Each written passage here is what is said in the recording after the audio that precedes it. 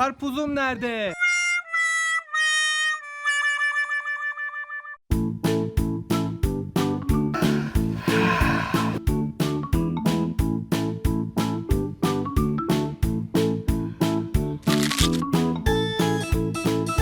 Baba, bunda uyuyacaksın. Karpuz değil. Bu karpuz yastığı. Böyle karpuz istemiyorum Arya. Başka karpuz getir bana.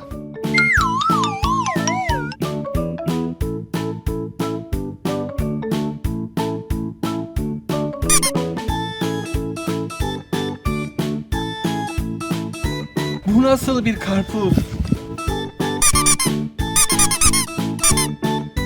Bu karpuz değil. Baba, o deniz yatağı. Onda yüzüyorsun. Gidiyorum ben artık Arya. İstemiyorum karpuz falan. Aa!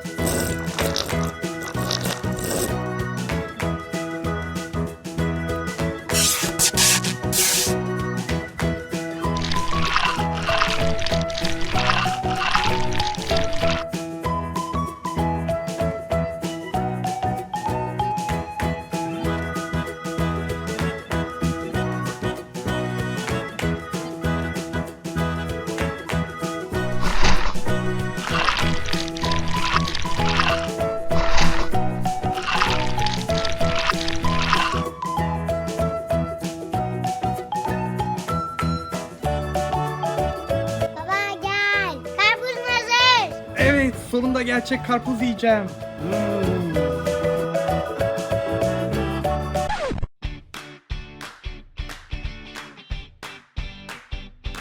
Bu ne?